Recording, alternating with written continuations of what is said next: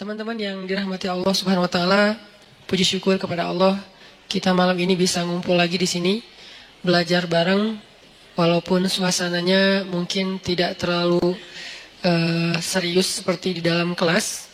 Niatin aja pertama kita duduk iktikaf di rumah Allah. Itu aja udah luar biasa pahalanya. Sehingga kalaupun misalnya kita duduk di sini terus dengerin tausiah nggak ngerti, tapi insya Allah ngerti karena tausiahnya nggak terlalu berat. Kalaupun kita nggak ngerti, kita tetap pertama udah dapat pahala iktikaf. Dan iktikaf itu pahalanya kata Nabi, fadzalikumur ribat, seperti orang yang berjihad dengan adegan ribat. Ribat itu kalau di zaman Nabi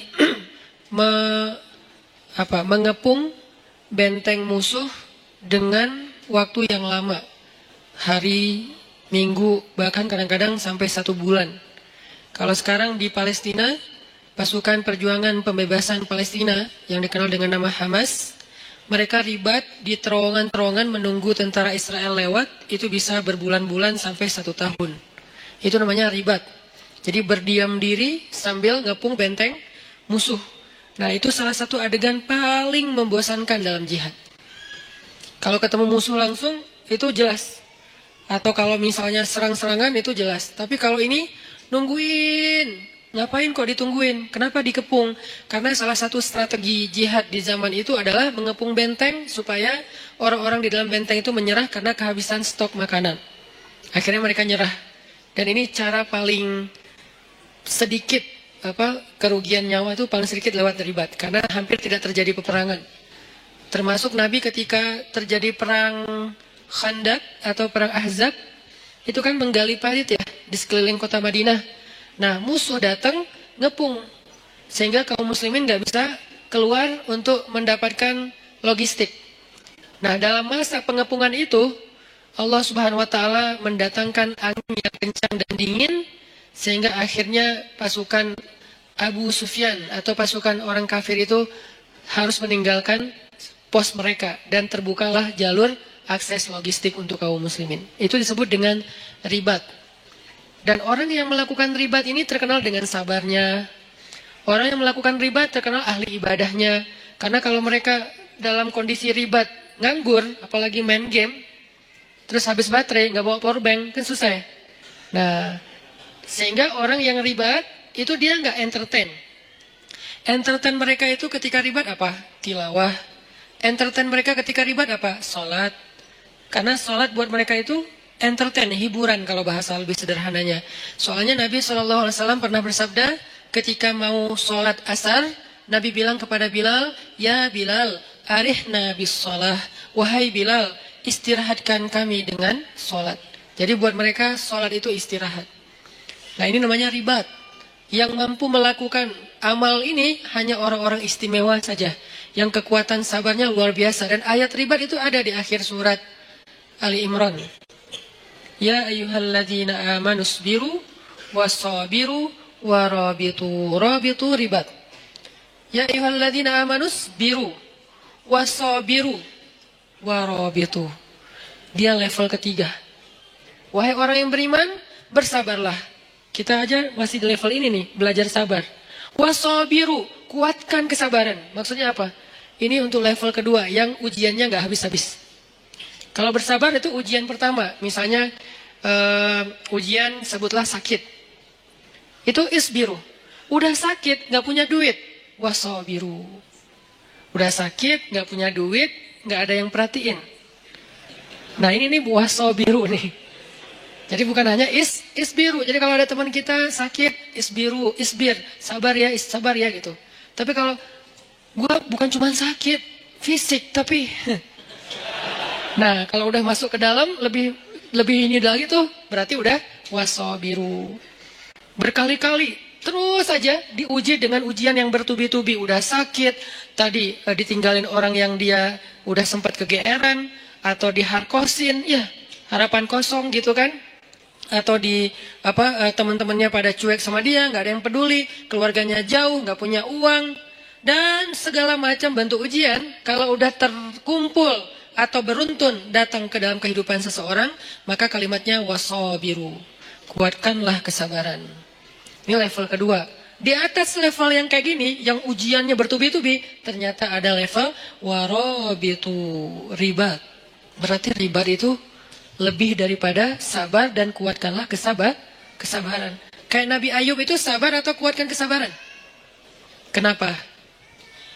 Karena ujian beliau bukan cuma sakit. Pertama sakit. Kedua, anaknya satu persatu meninggal. Setiap tahun meninggal satu. Setiap tahun meninggal satu. Sampai habis semua anak beliau. Ketiga, hartanya habis. Sampai beliau tinggal di gubuk kecil. Di tempat yang sangat kayak terpencil gitu. Kayak terusir gitu. Dan gak punya siapa-siapa. Yang keempat, keluarga besar beliau meninggalkan beliau kecuali istrinya. Sampai pernah saudaranya datang pengen menjenguk Nabi Ayub. Tapi mereka cuma dari luar. Gak masuk ke dalam rumah. Kenapa? Mereka ngomong dan kedengaran sama Nabi Ayub. Mereka ngomong, jangan masuk, kenapa? Ntar ketularan. Itu kan menyinggung ya.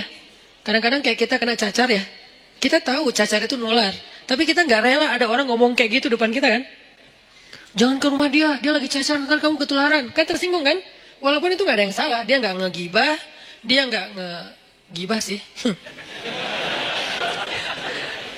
Salah, emang gibah sih itu mah.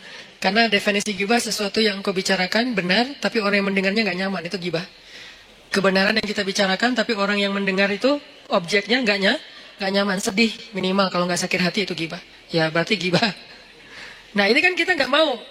Nah itu namanya wasabiru. Nabi Ayub dengan level yang udah luar biasa dahsyatnya ujian beliau disebut dengan kata-kata wasabiru. Tapi ribat di atasnya lagi. Isbiru, wasabiru, warabitu.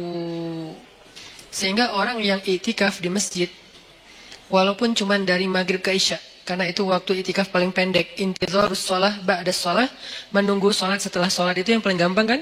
Nunggu isya setelah maghrib. Yang paling capek nunggu subuh setelah isya. Ini Ramadan lah, Ramadan setahun sekali oke. Kalau nunggu zuhur dari subuh, kayaknya jarang, karena kita rata-rata nggak nunggu, soalnya sibuk dengan kegiatan. Kalau dari isya sampai subuh juga jarang. Jadi paling gampang tuh nunggu isya setelah maghrib. Itu udah iktikaf. Nah siapa yang melakukan itu, kayak sekarang kita nih, sambil santai, sambil dengar ceramah, dari maghrib sampai isya, pahalanya ribat. Bukan pahala sabar, bukan pahala sabir. Bukan isbir, bukan sabiru. Bukan, tapi rabitu, ribat. Fadzalikumur ribat. Itu disebut dengan ribat kata Nabi. Arti itu disebut dengan ribat, pahalanya kayak orang yang berjihad fi sabilillah. Maka absyiru, berbahagialah ketika kita ada di rumah Allah. Nggak ada tempat lain yang dapat pahala kayak gitu. Walaupun yang lain boleh. Saya paling nggak suka ngebandingin dalam bahasa judgment. Kalau ngebandingin dalam bahasa motivasi boleh.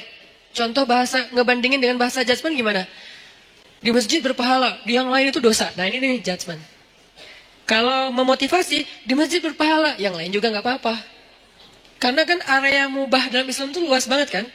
Apa hukum nongkrong di kafe? Haram. Siapa bilang haram? Lihat dulu kafenya gimana, dia nongkrongnya ngapain. Kalau dia lakuin dosa kayak berdua-duaan, oke, jadi bukan nongkrongnya tuh, khalwatnya. Kalau dia di situ kayak berjudi, berarti judinya.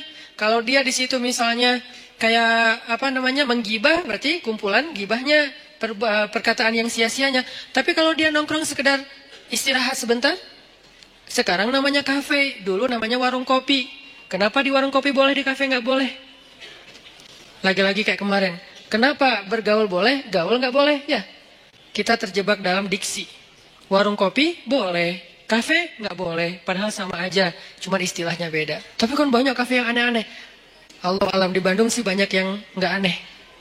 Keren-keren lah. Artinya kafenya masih standar.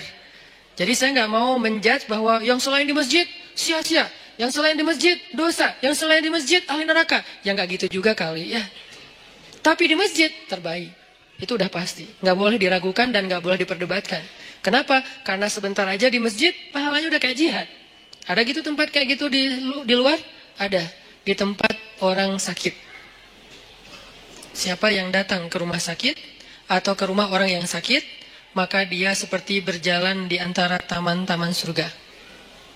Seperti berjalan di antara taman-taman surga. Itu maksud Nabi itu sebaik-baik tempat di muka bumi itu masjid, maksudnya motivasi, bukan ngebanding-bandingin terus coret semua selain masjid, nggak gitu juga. Jadi buat teman-teman kadang ada yang nongkrong di mana, saya juga nongkrong. Nggak apa-apa, tapi masjid harus jadi tongkrongan favorit. Yang lain kayak gimmick atau tambahan-tambahan kayak bonus lah ya. Tapi tongkrongan paling favorit itu adalah nongkrong di masjid. Kalau ada yang nanya, di masjid kok nongkrong? Ya nongkrong itu bahasa Arabnya majlis. I'tikaf itu artinya berdiam diri. Berdiam diri bahasa anak mainnya nongkrong. Ya, sama aja. Jadi ini terjemah. 1, niatin i'tikaf. Niatnya gimana Ustaz? Saya i'tikaf, udah selesai gitu. Nggak perlu ribet-ribet, nggak perlu misalnya harus, cari dulu di googling, niat i'tikaf, boleh, nggak apa-apa pakai bahasa Arab, tapi kalau nggak ngerti bahasa Arab, an-niyah fil qalb, niat itu di dalam hati, ya nggak masalah juga, niatin aja, ya Allah, saya lagi i'tikaf di rumah Engkau, izinkan ya, saya jadi tamu, diam sebagai tamu. Tamu mah jangan terlalu macet ya, loncat sana loncat sini, guling-guling, nah ini mah, kalau di rumah kita ada yang kayak gitu gimana? Anak kecil aja, takut pecah inilah apa segala macam. Nah, apalagi rumah Allah. Bertamu tenang, saking tenangnya sakinah. Bangun-bangun udah azan isya gitu kan ya. Jadi niatin i'tikaf. Yang kedua, niatin benar-benar dari rumah tadi tuh. Pas teman-teman berangkat ke sini, niatin ngapain? Mau thalabul ilmi, mencari ilmu. Mencari ilmu pahalanya gimana? Dari rumah ke sini dihitung sama malaikat. Berapa jaraknya? Nanti dikali sekian. Minimal kali 10. Minimal. Nggak ada yang kurang dari 10 dalam amal soleh dalam Islam tuh. Al-hasanatu bi'ashri amthaliha, kata ulama. Kebaikan itu 10 kali lipat. Dan itu diambil dari hadis.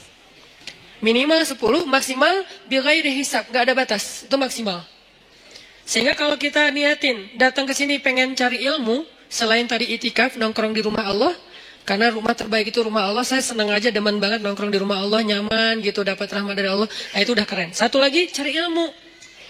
Sehingga jarak dari rumah ke tempat kita ini, ke masjid, nanti dikali sekian oleh malaikat, mudah-mudahan dikalinya ribuan. Kalau dikali 1000, misalnya jaraknya, kalau dari rumah saya ke sini sekitar 1 kilo, berarti saya udah lebih didekatkan ke surga 1000 kilo.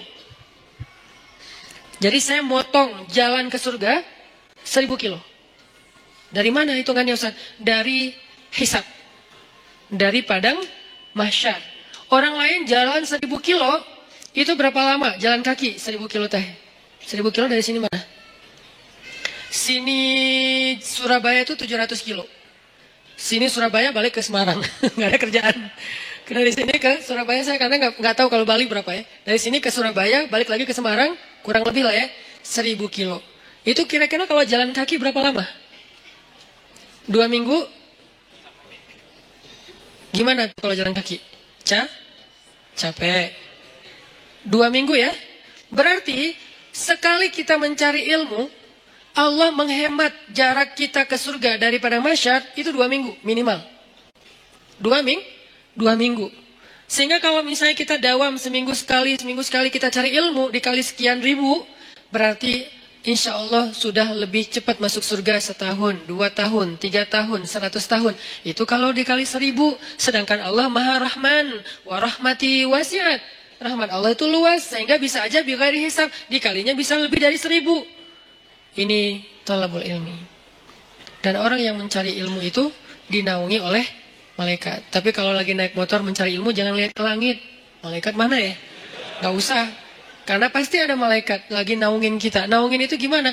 Menaungi dengan rahmat, dengan doa. Ya Allah beri dia kasih sayangmu, ampuni dosa dia. Beri dia kasih sayangmu, ampuni dosa dia. Yang merasa banyak dosa, cari ilmu. Yang merasa banyak dosa, duduk dalam rumah Allah. Itu didoain terus-terusan oleh malaikat. Itu aja udah keren. Belum lagi yang lain-lain. Ada doa-doa yang niat-niat yang khusus. Ya terserah. Yang penting hasanah, kebaikan. Maka mudah-mudahan malam ini kita duduk di sini doang, udah kemenangan.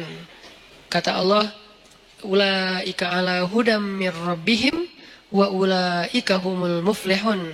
Ketika kita ala hudan, berada di dalam jalannya Allah yang baik, yang benar, yaitu di masjid, cari ilmu, berarti muflihun, orang yang beruntung. Qad aflahal mu'minun. Dan seperti inilah harusnya kita menghabiskan usia kita, terutama anak muda. Sehingga malam ini kita membahas tentang mager. Ini termasuk mager yang berpahala. Magernya di masjid. Gimana magernya? Nggak gerak. Santai. Ada tempat bersandar? Bersandar. Tapi jangan rebutan tiang. Sedapatnya aja. Yang nggak dapat pun nggak masalah. Jangan berkecil hati. Nggak dapat tiang, jangan berkecil hati. Bisa di depan. Nanti hitungannya gimana Ustaz? Mana yang lebih utama ketika kita hadir dalam kajian ilmu? Duduk dekat tiang atau duduk dekat Ustaz? Tergantung. Kalau capek banget, cari tiang. Kita harus berlapang dada dengan semua kondisi orang ya. Nggak boleh kita menjudge. Jangan-jangan yang cari tiang tuh kayaknya nggak ada niat banget nyari ilmu. Belum tentu. Kita mungkin kalau secapek dia, bahkan datang juga enggak. Dia masih mending udah datang. Walaupun bersandar di tiang. Yang penting jangan sampai pagi. Udah, sampai beres taklim pulang. Ini artinya teman-teman bahwa ini termasuk diantara cara menghabiskan waktu yang paling berkah tuh. Duduk di masjid, dengerin ilmu, salah satunya. Bukan satu-satunya, karena kebaikan tuh banyak banget. Nah, sesuai dengan judul kita, itu kaitannya dengan wal asr ya, demi masa. Innal insana lafi khusr. Manusia itu dalam kerugian. Illal ladzina amanu wa amilus solihat wa tawasaw bil haq wa tawasaw bis sabr. Kecuali orang yang secara yakin dia orang yang beriman, secara zahir dia orang yang beramal soleh, dan secara mental dia orang yang secara sosial dia orang yang bergaul dalam bentuk watawasaw bil haq watawasaw bis sabr. Itu orang yang beruntung. Tapi saya bicara tentang memanfaatkan waktu dengan baik. Saya mau membawa kita ke sebuah hadis Nabi SAW tentang 7 golongan yang mendapatkan naungan Allah pada hari ketika tidak ada naungan kecuali naungan Allah. Sab'atun yudhilluhumullahu fi dhillih yauma la dhilla illa dhilluh. Dan dari 7 golongan ini kita nggak akan bedah satu persatu. Kita ambil satu aja, nomor 2. Kalau nomor 1 apa? Imamun adil. Imam yang adil. Imam yang adil ini siapa? Pasangan Ustadz? Bukan. Itu imam hidup. Imam yang adil itu maksudnya pemimpin. Pemimpin yang adil. Jadi dalam Islam itu pemimpin baru disebut benar itu bukan hanya soleh sendiri. Jadi kalau ngelihat pemimpin, jangan lihat dia rajin tilawah. Itu urusan dia dengan Allah. Itu personal. Dia rajin tahajud. Itu personal, walaupun itu keren. Tapi baru disebut dengan rasyidin, orang yang lurus, ketika dia adil. Dalam Islam itu kalau ngomongin pemimpin itu rata-rata yang dibahas adalah kerjanya adil kepada rakyatnya. Bukan, oh itu pemimpin terbaik. Kenapa? Ahli qiyamul lail. Bukan itu babnya. Kalau qiyamul lail bab abid. Bab seorang yang ahli ibadah. Rajin tilawah. Bab hafiz qari. Bab orang yang menjaga Al-Quran. Bab apa lagi? Umrah. Itu bab mu'tamir. Orang yang memakmurkan Masjidil Haram. Tapi kalau babnya imam, amir, apalagi istilah yang lain, maka yang diambil dari dia itu adalah keadilannya. Apakah dia adil terhadap rakyatnya? Kenapa kok adil? Karena adil ini universal. Dia bukan pemimpin bagi umat Islam saja, tapi dia pemimpin bagi semua orang yang ada di dalam tempat wilayah tanggung jawab dia. Ada muslim, ada non-muslim. Apakah dia berlaku adil kepada siapapun? Adil di sini dengan makna yang sebenar-benarnya. Bukan subjektif, diinterpretasi sesuai dengan kepentingan. Bukan, dengan makna yang sebenarnya. Nah, yang kedua, sebelum kita salat Isya, yang kedua, yang paling penting malam ini akan kita bahas, syabun nasya'a fi ibadatillah. Pemuda yang tumbuh dalam ketaatan kepada Allah Subhanahu wa taala. Pertanyaannya, siapakah pemuda? Apakah kita masih termasuk pemuda? Kemudian apa yang dimaksud dengan tumbuh dalam ibadah kepada Allah? Saksikan episode setelah salat Isya. Barakallahu fiik. Bismillahirrahmanirrahim. Teman-teman semuanya yang disayang Allah Subhanahu wa taala. Tadi kita membahas tentang niat kita hadir ke sini, dan itu juga salah satu di antara amal solih dan kebaikan yang kita dapatkan hanya dengan sekedar duduk di masjid. Kalau kita lelah, istirahat di masjid. Kalau kita galau, mengadulah kepada Allah di dalam masjid. Kita punya masalah, mintalah pertolongan Allah di dalam masjid. Jadi masjid itu harus jadi tempat favorit kita. Sebagaimana firman Allah Subhanahu wa taala di surat At-Taubah, bahwa di antara ciri orang yang beriman adalah orang yang memakmurkan masjid. Ayat ini kemudian diperjelas dengan hadis, kalau kamu melihat seseorang itu bolak-balik ke masjid rumah, maka saksikanlah kalau dia itu adalah orang yang beriman. Kalau dia beriman, maka dia punya hak mendapatkan semua kebaikan yang Allah janjikan kepada orang yang beriman. Apa janji Allah untuk orang yang beriman? وَبَشِّرِ الَّذِينَ آمَنُوا وَعَمِلُوا الصَّالِحَاتِ أَنَّ لَهُمْ جَنَّاتِ. Allah janjikan untuk mereka jannat. Maka untuk mendapatkan jaminan memperoleh surga, jadikanlah diri kita punya ciri-ciri khasnya orang yang beriman. Salah satu di antara ciri khas orang beriman, dia senang ke masjid. Dia tidak perlu tinggal di masjid, tapi dia senang untuk datang ke masjid. Ini artinya bukan hanya sholat 5 waktu, mencari ilmu, sekedar istirahat, nongkrong, tilawah, sholat duha. Walaupun tidak ada keharusan sholat duha atau sholat sunnah itu di masjid, karena emang ada sunnahnya sholat sunnah itu di rumah. Tetapi tidak masalah kita lakukan di masjid juga.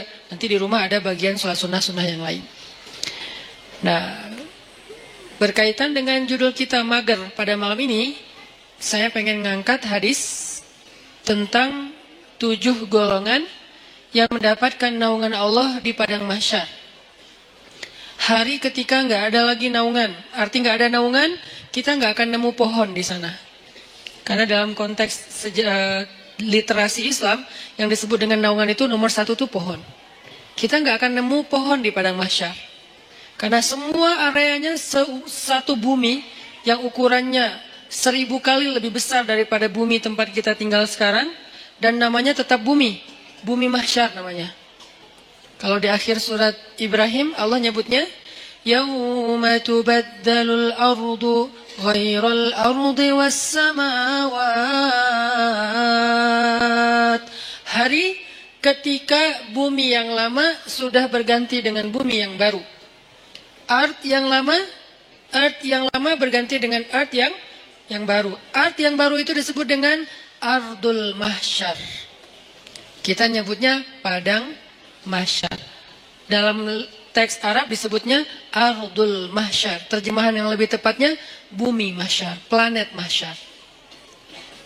Ukurannya 1000 kali lebih daripada ukuran bumi yang sekarang. Mataharinya juga berkali-kali ribu lipat lebih besar daripada matahari yang sekarang. Kebayang gak tuh panasnya kayak gimana? Dan pada masa itu, yauma la dhilla illa dhilluh, gak ada tempat bernaung, berteduh sama sekali. Kita gak akan nemuin pohon sama sekali. Tidak ada kendaraan yang kita bisa berlindung dari cahaya matahari seperti mobil kita. Kalau orang Arab kendaraannya onta, terus di atas onta itu ditaruh semacam tenda gitu kan ya, itu udah gak ada. Kalau dalam konteks modern, mobil. Gak ada rumah tempat kita berteduh dengan ruang ber-AC, sama sekali gak ada. Semua tempat itu panas. Kalau di bumi sepanas apapun kita masih bisa nyari minimarket ya, buat ngadem. Kita bisa nyari pohon, kita bisa mencari payung, kita bisa pakai topi, kita bisa dipayungin sama dia. Masih banyak cara gitu untuk berteduh dari matahari. Pertama mataharinya nggak panas-panas amat. Keduanya banyak tempat berteduh. Nggak kebayang di padang mahsyar matahari entah berapa kali lebih panas daripada sekarang, dan kemudian buminya juga tidak ada sama sekali kehidupan. Tandus, setandus-tandusnya. Itu hari yang paling luar biasa, melelahkan. Coba teman-teman renungkan, ingat-ingat ya. Dalam hidup kita pernah nggak ngejalanin satu hari yang capek banget di luar rumah?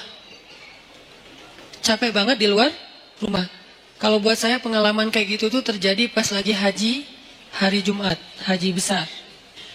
Saya jalan malam nih, begitu matahari terbenam, jalan dari Arafah ke Muzdalifah.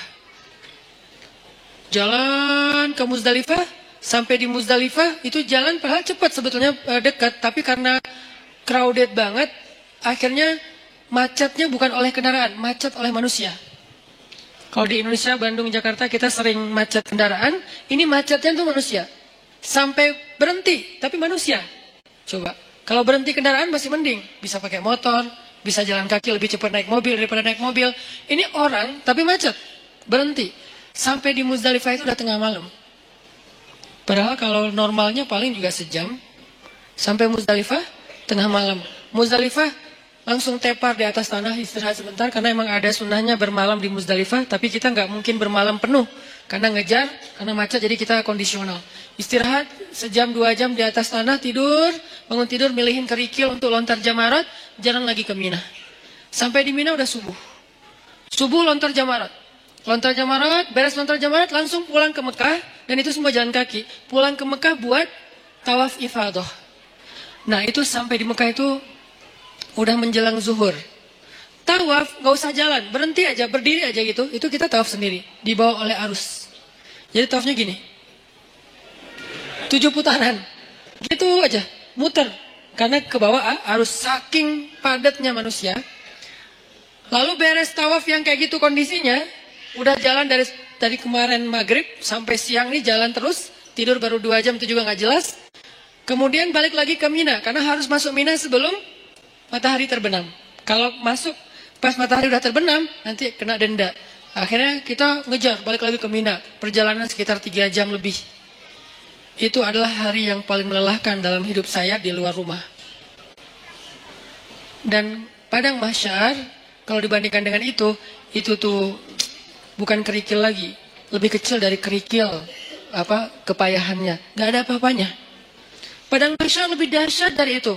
Jalannya bukan setengah hari kayak saya cerita tadi. Jalannya bisa 100 tahun, bisa 1000 tahun, bisa sekian puluh ribu tahun. Itu jauhnya benar-benar jauh. Gak ada kendaraan, benar-benar gak ada kendaraan. Gak ada naungan, benar-benar gak ada naungan. Tandus setandus-tandusnya. Itu yang disebut oleh Nabi, yauma la dhilla illa dhilluh. Gak ada naungan sama sekali kecuali naungan Allah. Cuman satu-satunya tempat kita berteduh, nggak akan kepanasan, nggak akan kepayahan, cuman berada di bawah naungan Allah. Masalahnya, cuman ada 7 komunitas yang masuk ke dalam naungan itu. Sisanya nggak. 7 komunitas ini pun ternyata saringan dari orang mukmin, saringan dari orang Islam. Jadi bukan masalah yang penting saya udah Islam, enggak. Dari orang Islam sendiri masih disaring lagi benar-benar yang spesial. 7 golongan kalau bahasa resminya, 7 komunitas, 7 geng kalau bahasa anak nongkrongnya. Cuman ada 7 kelompok. Salah satu dari 7 kelompok itu, nomor 2-nya adalah syabun nasya'a fi ibadatillah. Pemuda yang tumbuh dalam ibadah kepada Allah atau dalam ketaatan kepada Allah. Pertanyaannya, apa definisi syab atau pemuda? Secara usia dalam Islam, pemuda itu usia di bawah 40 tahun. Itu syab. Secara status belum menikah. Kalau udah menikah Ustaz, udah bukan syab. Karena ujiannya nggak seperti yang belum menikah. Beda. Saya pernah ngerasain. Berat. Apalagi ada satu teman saya kemarin baru ditinggalin mantan. Mantannya nikah. Ngirim pula hasil video-video sama fotonya ke dia. Langsung udah nggak terkontrol. Langsung kita pegang rame-rame. Jangan sampai dia nyari tower. Ternyari-nyari tower, ngapain lo? Mau benerin Ustaz ada yang rusak? Pura-pura ternyata mau loncat. Nah ini nih namanya ujian.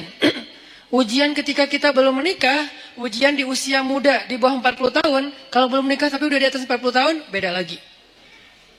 Usianya di bawah 40 tahun, secara status belum menikah. Karena kalau udah menikah, dia udah ngerasain ketenangan, sakinah. Litas kunu ilaiha. Supaya kalian cowok-cowok merasa tenang kepada perempuan. Udah tenang. Tapi kalau sebelum menikah, itu zulzilu. Zulzilu itu kalau dalam bahasa kita tuh gempa dengan skala 9,8 skala Richter. Itu zulzilu tuh. Sampai ada ayat zulzilu iza zulzilatil ardu, dan yang tahu banget ayat itulah jomblo. Zilzal, kehidupannya itu terguncang luar biasa. Ngelihat orang semuanya kayak dia paling sengsara di muka bumi. Ngelihat setiap orang tuh deg-degan, ngelihat cewek deg-degan.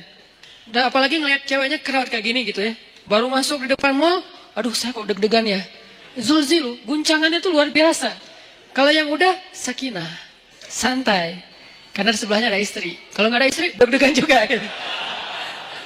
Intinya mah beda ujiannya, karena beda ujiannya, maka beda pula rewardnya. Al-jaza ala qadril masyaqqah. Balasan Allah itu tergantung beratnya beramal. Buat yang masih sendiri, beramal itu lebih berat. Kenapa? Karena zilzal dalam di batinnya itu kenceng. Godaannya tuh banyak. Mikirin itu nggak jelas apa yang dipikirin. Karena ya gitu, kondisinya tuh antara kayak nggak ada kejelasan status. Apalagi dia udah sendiri digantung. Kan lebih nggak jelas lagi ya. Saya gimana? Berat statusnya. Nah ini nih ngeri banget ujiannya. Kalau dia nggak pegang Allah, dosanya itu bisa udah 1, 2, 3, dosa-dosa besar itu beruntun bisa dia lakuin.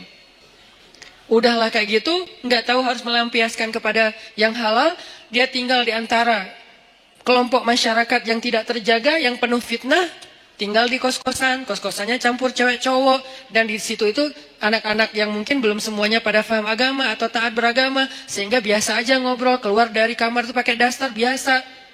Itu kan zilzal kan, itu ujian yang berat. Terus harus kemana? Kalau yang udah nikah, pulang ke rumah. Kita pulang kemana? Zilzal kan, guncang. Gak usah diterusin kata-katanya. Masa saya harus bilang, ke kamar mandi Ustaz? Enggak lah. Maka itu kan dosa kan? Jadi dosa juga nih. Terus gimana dong?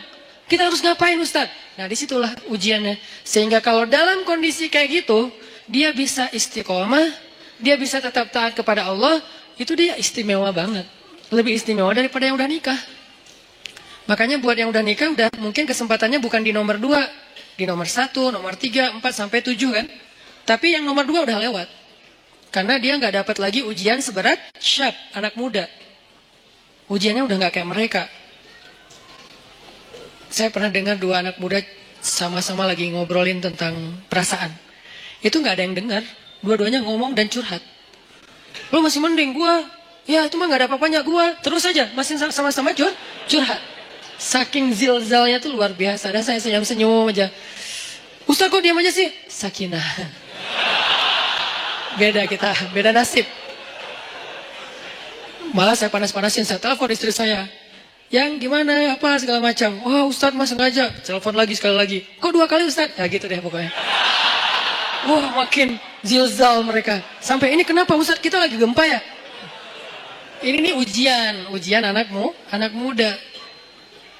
Makanya karena diuji kayak gini, akhirnya ya kalau dia bisa tetap istiqomah, konsisten, komitmen dengan batasan syariat, maka dia istimewa di sisi Allah. Dan juhdun, pengorbanan dia untuk menjaga diri dalam kondisi yang berat kayak gitu, itu yang Allah hargain nanti di padang mahsyar. Kesini wahai anak-anak muda, kumpul-kumpul.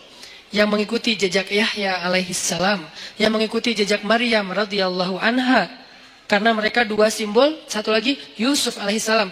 3 simbol anak muda yang di masa mudanya banyak godaan. Yusuf digoda, Yahya digoda, Maryam digoda, tapi istiqomah tidak berbuat dosa sampai Allah menentukan kebaikan setelahnya. Kebaikan Yusuf akhirnya menikah juga. Kebaikan Yahya akhirnya syahid. Kebaikan Maryam akhirnya diberikan anak tanpa punya suami. Allah menentukan nasib yang berbeda-beda. Tapi semasa mereka diuji, 3-tiganya itu simbol dari istiqomah. Benar-benar istiqomah. Keren banget tuh 3-tiganya.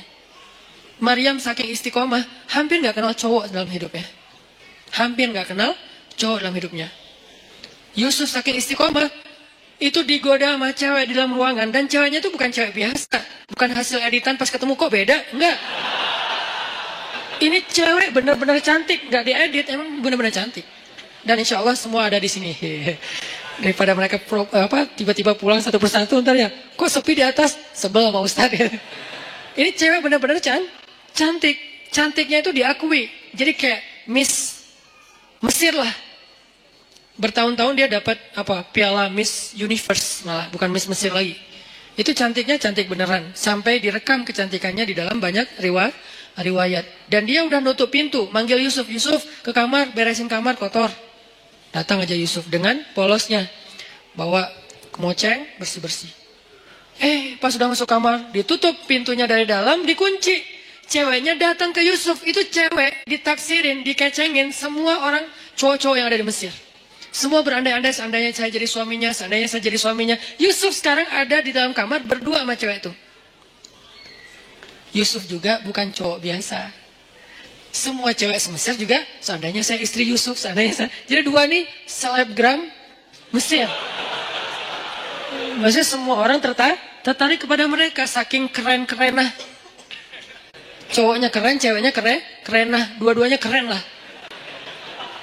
Ini dua orang yang keren nih berkumpul di satu ruangan, dikunci dan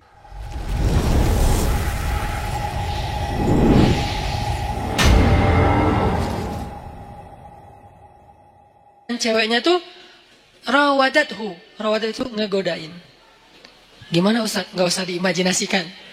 Cukup kayak gitu aja pokoknya. Dipanggil mungkin, tapi nggak sampai berbuat dosa ya. Dipanggil atau kesini wahai Yusuf, aku mencintaimu. Nggak ada siapa-siapa, kamu nggak usah khawatir. Aku akan rahasiakan apa yang terjadi hari ini di sini dan segala macam. Wah itu udah luar biasa. Wahammad bihi, dia tuh bergairah kepada Yusuf. Dan Yusuf normal. Kalau nggak normal nggak ada ujian. Maaf saya nggak tertarik sama cewek. Nggak ada mas, nggak ada ujian. Jadi nggak perlu diteladanin kan? Karena dia tidak wajar. Tapi Yusuf ini normal. Apa dalil bahwa Yusuf normal? Wahamma biha. Oke, kalau kita baca Quran tuh tafsirnya tuh yang detail, kata demi kata. Wahammat bihi, wahamma biha. Yang ceweknya bergairah kepada Yusuf, yang Yusuf juga bergairah kepada cewek tersebut. Sama-sama bergairah, sama-sama tertarik. Tiba-tiba Allah tunjukin burhan, muncul wajah Yakub di depan Yusuf. Yakub dalam keadaan ekspresi sedih, gini aja.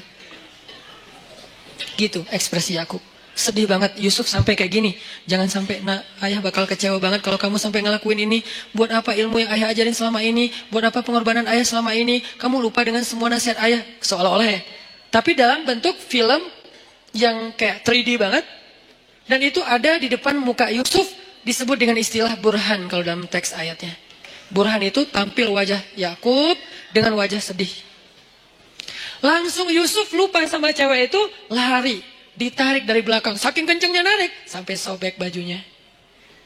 Banyak pelajaran sih dalam adegan ini. Salah satu pelajarannya itu tentang parenting. Tentang cara ayah mendidik anak sampai muncul burhan itu gimana. Nanti di kesempatan lain lah kita bahas.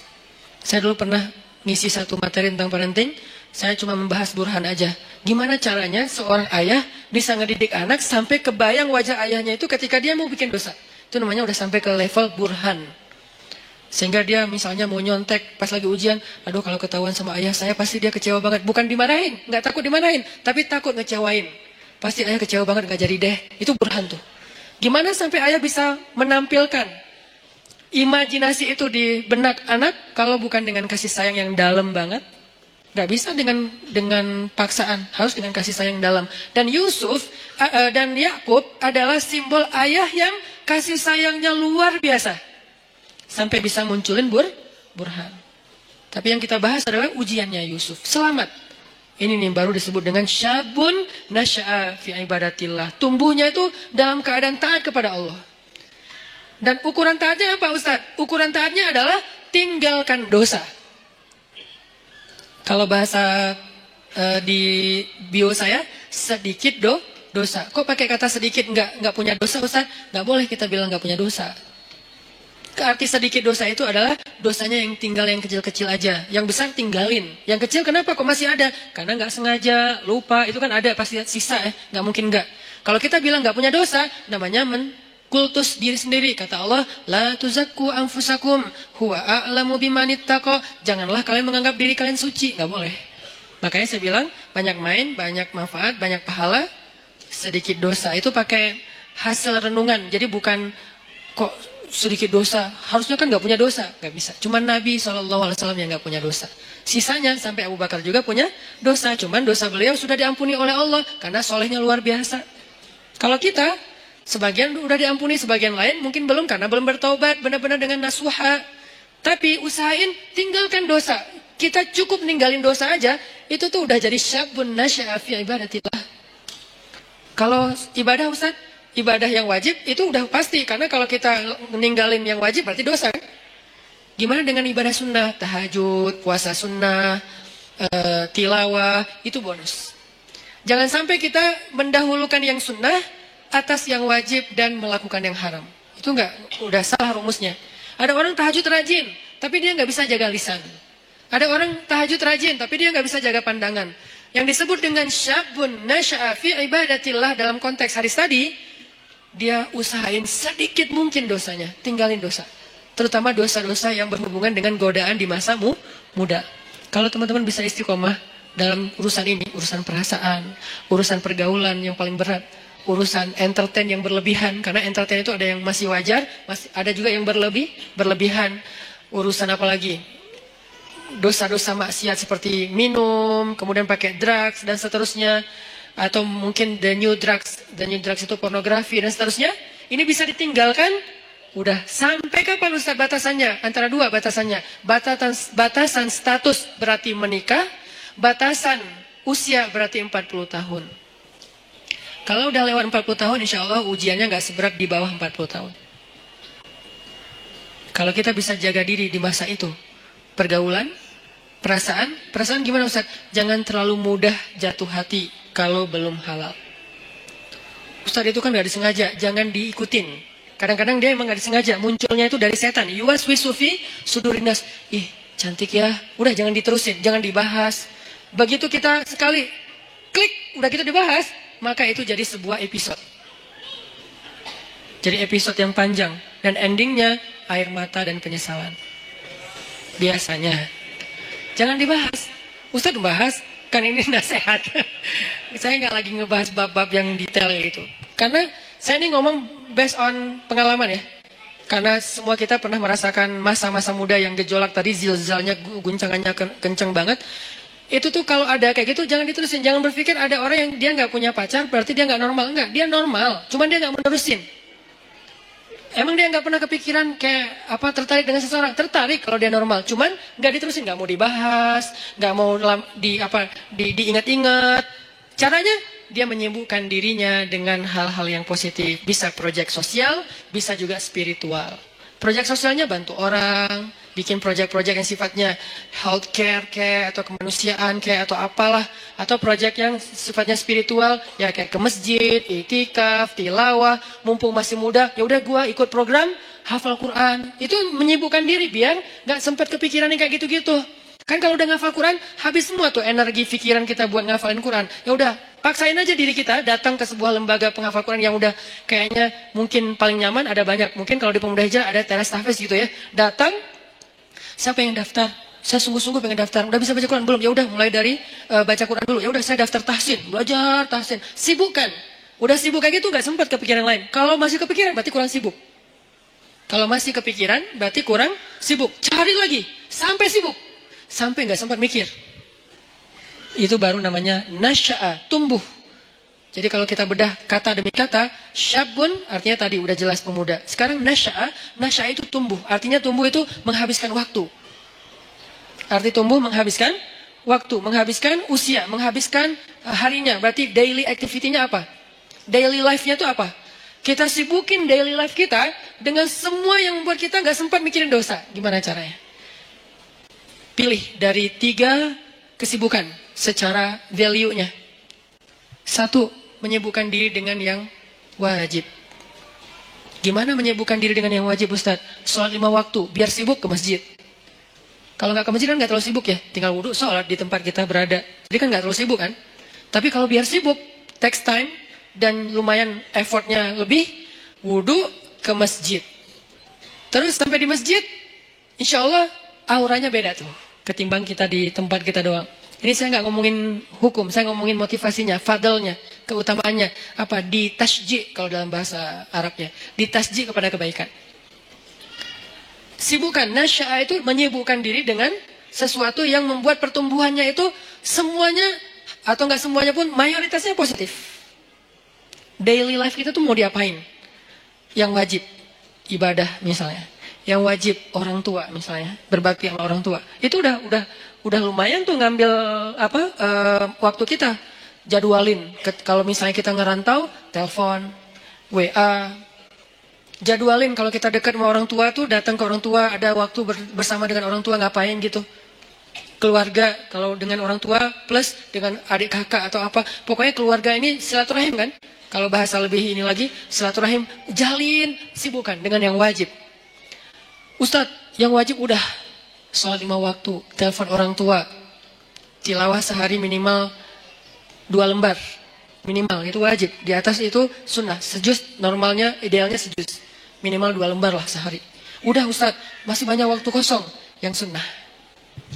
Sibukkan dengan yang sunnah. Yang sunnah apa? Ya tadi, kalau ibadah yang sunnah, sifatnya sholat sunnah, puasa sunnah, tilawah tambahan dari target 2 lembar, apalagi zikir. Ustadz, nggak semua yang sunnah saya sanggup sekaligus. Karena kan kita nih bukan orang yang keren-keren amat ya Ustadz. Oke, nggak apa-apa. Nggak, yang wajib 10%. Oke? Yang sunnah 20%. Masih sisa berapa? 70%. Habiskan buat yang mubah, boleh. Karena yang wajib dalam kehidupan kita kan nggak banyak kan sebetulnya. Yang sunnah lebih banyak dari yang wajib, 20%. Atau yang wajib 20%, yang sunnah 30%. 50%-nya mubah. Arti mubah apa? Enggak berpahala, tapi juga enggak dosa. Dia enggak berpahala, tapi juga enggak dosa. Emang boleh Ustaz? Ya boleh lah. Makanya Islam itu luas. Syumuliyatul Islam. Orang banyak ngebahas Islam itu dari sisi satu bab doang nih. Parsial banget. Wajib aja. Jadi seolah-olah Islam itu cuma ada satu kata. Harus. Itu doang. Atau 2. Harus dan haram. Udah. Jadi hidup kita tuh kayak berat banget ya. Harus ya. Kalau nggak haram ya, nggak ada pilihan. Karena yang dibahas dari Islam itu parsial banget. Cuman bagian kecil. Sementara ada bagian yang begitu luas dalam kehidupan kita 24 jam. Itu nggak dibahas. Yang dibahas yang wajib. Ke masjid, ke masjid, ke masjid. Tapi kan kita nggak tinggal di masjid kan realitasnya. Gimana kalau kita udah selesai sholat, ngapain lagi Ustadz? Nah, berarti kita bahas bab mubah. Mubah. Nggak dosa, nggak berpahala. Apa? Entertain. Ketemu temen, nongkrong, tapi nongkrongnya dijaga. Atau yang lebih positif dan tetap dia mubah, main. Main itu dalam, kalau bahasa saya maksudnya itu olahraga ya. Cuman kita kalau nyebut olahraga kesannya kayak berat gitu kan. Kayak ada beban. Main aja lah, tapi yang penting berkeringat. Itu olahraga sebetulnya, cuman main. Kenapa disebut main? Biar sesuai dengan hobi. Jangan dipaksain harus nge-gym semua. Nggak semua orang senang nge-gym, cari treadmill mungkin mahal. Ya udah, lari aja keliling komplek. Kalau perlu, nanti kita mudah-mudahan di masjid kita ke depan, ada banyak tempat shower kayak di bandara yang ultimate, yang di Terminal 3 kan ada tempat shower tuh. Kalian ke masjid mah lari aja. Jalan kaki minimal. Sampai di masjid, udah siapin handuk kecil, kalau mau jangan pakai handuk. Bawa kanebo. Tapi kanebo yang bagus ya. Bukan kanebo pas digosok gini, kulitnya nempel di kanebo. Atau kanebonya nempel di kulit misalnya. Kanebo yang bagus ya. Karena itu paling praktis kalau, ini saya tahunya dari teman. Kalau ke laut gitu, kan kita sering mandi tuh. Habis berenang, mandi, habis main air, mandi pastinya. Kalau bawa handuk nggak sempat kering, udah mandi lagi tuh. Akhirnya kita bawa kanebo. Kanebo yang bagus, beli di salah satu tempat yang terkenal teh. Nah, terus pakai kanebo ke masjid, sama baju kaos ganti yang biasa lah ya. Sama parfum apa misalnya kesukaan kalian. Nah, mandi itu segar banget loh. Sholat maghrib, habis olahraga, habis mandi. Kan keren ya? Segar banget. Di masjid sediain shower. Buat cowok-cowok buat mandi. Ceweknya nggak usah lari. Cewek mah ada tempat sendiri, zumba kayak apa gym, apa yang bagian cewek lah. Minimal gym. Ini olahraga main mubah, tapi dia bisa menjaga kita dari dosa. Jadi yang menjaga kita dari dosa itu bukan cuma astagfirullah, astagfirullah, astagfirullah. Oke, tapi kita nggak bisa astagfirullah 24 jam kan? Yang bisa menjaga diri kita dari dosa, sholat 2 rakaat. Ya, tapi kan kita nggak mungkin sholat 24 jam. Ya, harus realistis. Waqi'i, harus realistis. Tapi juga tetap masali, tetap ideal. Banyak orang yang idealis tapi kurang realistis. Terlalu realistis, jadinya nanti apa? Memudah-mudahkan, tasayyub. Makanya dalam Islam itu nggak boleh kita terlalu idealis, perfeksionis. Disebut dengan takalluf. Nggak boleh juga terlalu realistis sampai melupakan idealisme, disebut dengan tasayyub. Ada takalluf, ada tasayyub. Dua-duanya nggak boleh dalam Islam. Yang benar wasatiyah. Dia proporsional. Proporsional. Nggak boleh takalluf. Kenapa nggak boleh takalluf? Allah sendiri yang bilang, la yukallifullahu nafsan illa wus'aha. Allah tidak mentakallufkan, tidak membebankan. Artinya takalluf itu terlalu membebani diri. Jangan juga tasayyub yang terlalu meringankan masalah. Semua jadi boleh. Maka bermainlah di tengah. Di tengah di sini maksudnya bukan terombang-ambing, bukan. Proporsional. Yang wajib dilakukan. Tapi kan tetap nggak mungkin 24 jam wajib. Yang sunnah dilakukan, tapi itu bonus-bonus. Maka sebagian besar usia kita itu ternyata dihabiskan untuk porsi yang ibahah, yang mubah. Apa dalilnya? Salah satu dalilnya adalah kaidah fikih. Al-aslu fil asya' ibahah. Dasarnya segala sesuatu adalah boleh. Dasarnya segala sesuatu adalah boleh. Berarti habiskan. Nasya'a, tumbuhnya, itu dalam hal-hal yang dibolehkan Allah. Tapi juga bukan berpahala. Dan juga tidak berdosa. Gak apa-apa. Olahraga, nyalurin hobi, ke bengkel kayak ngulik mesin atau apa. Kalau cewek lebih ke skillnya cewek apa mungkin. Skill cowok apa, life skillnya dibangun terus. Supaya dia ketika nanti jadi punya pasangan, life skill dia itu bermanfaat untuk pasangannya. Kalau cewek, life skill seorang cewek yang lebih identik itu apa? Life skill seorang cowok itu lebih identik itu apa misalnya. Kita belajar life skill, itu mubah. Dan dulu sahabat, banyak yang mengasah sisi life skill mereka dengan berdagang, dengan bertani. Sehingga ketika ada sebagian sahabat yang berkebun datang ke Nabi nanya soal perkebunan, Nabi bilang apa? Kalian lebih ngerti tentang masalah skill perkebunan daripada saya. Karena itu urusan dunia. Udah kalian ulik aja sendiri. Saya cuma ngasih batasan, jangan curang, jangan apa, batasan nilai. Tapi secara teknis kalian lebih ngerti. Udah aja kembangin. Yang senang komputer, belajar startup digital. Sekarang lagi era startup. Anak-anak muda Indonesia tuh harus ngerti startup. Supaya dia dominan, eksis di dunia digital. Supaya nggak terus-terusan jadi orang yang ikut program orang, ngedownload. Tapi harusnya dia bisa bikin orang ngedownload program dia yang hobinya di komputer. Yang hobinya apalagi kembangin produk-produk aplikasi sosial media yang versi yang lebih lebih ketimuran atau apalah istilahnya supaya dipakai karena itu sesuatu yang chance-nya besar loh di zaman sekarang. Banyak hal yang bisa kita kembangin. Itu maksudnya nasya'ah, tumbuh. Arti tumbuh itu dia punya sesuatu yang semakin bermanfaat dari dirinya untuk orang lain, growing. Secara skill dia growing, secara mental dia growing, secara fisik dia growing, tumbuh. Maryam alaihissalam tumbuh. Sehingga Allah menyebutnya dengan istilah apa? Di surat Ali Imran. Fataqabbalaha rabbuha biqabulin hasan wa ambataha nabatan hasan wa kaffalaha Zakaria. Allah menerima Maryam dengan penerimaan yang baik. Menerima di mana? Untuk punya kamar di Masjidil Aqsa. Yang tadinya nggak boleh perempuan punya ruang di Masjid Al-Aqsa menurut tradisi Yahudi. Bukan agama Yahudi, tradisi Yahudi. Kalau agama langit dari dulu laki-laki dan perempuan itu sama-sama dihargai. Ketika agama ini mulai dirubah, maka nilai ini juga berubah. Sampai orang Yahudi bukan lagi punya agama, punya tradisi. Bukan punya syariat, tapi punya kepercayaan. Tradisi orang Yahudi di masa Nabi Zakaria dan Maryam, cewek itu nggak boleh sholat di masjid. Jadi kalau ada yang bilang Islam itu tidak mengangkat kehormatan perempuan, berarti dia nggak ngerti Al-Quran. Dia nggak belajar sejarah, dia asal ngomong. Banyak orang asal ngomong sekarang tuh. Kalau kita belajar Al-Quran, sejarah gimana Al-Quran itu sangat mengangkat harga diri perempuan, itu banyak banget ceritanya. Salah satunya Maryam. Maryam itu mendobrak tradisi Yahudi loh, yang sekarang dielu-eluin, di Tomorrowland bendera Israel itu berkibar dengan begitu tinggi kan ya. Paling banyak bendera di Tomorrowland kan bendera Israel kan. Kita lihat di mapnya pesawat, rata-rata pesawat internasional, nggak ada Palestina, adanya Israel. Dan saya sangat tersinggung. Karena yang benar adalah Palestina. Artinya yang kita bangga-banggain, moderat lah, cerdas lah, apa segala macam. Seolah-olah mau diikutin agama mereka, tradisi mereka pelan-pelan. Justru mereka menghancurkan dan meremehkan perempuan. Perempuan dijadikan pajangan. Apakah itu yang dianggap dengan menghargai perempuan? Sesuatu yang dipajang itu kan berarti jadi barang. Yang berharga itu nggak boleh dipajang. Yang berharga itu ditaruh di box, Boxnya ditaruh di dalam sebuah peti atau di dalam sebuah loker, dalam lemari, lemarinya dikunci, kamar dikunci, pintu dikunci, gerbang digembok. Namanya safety box. Saking berharga. Karena kurang berharga di display.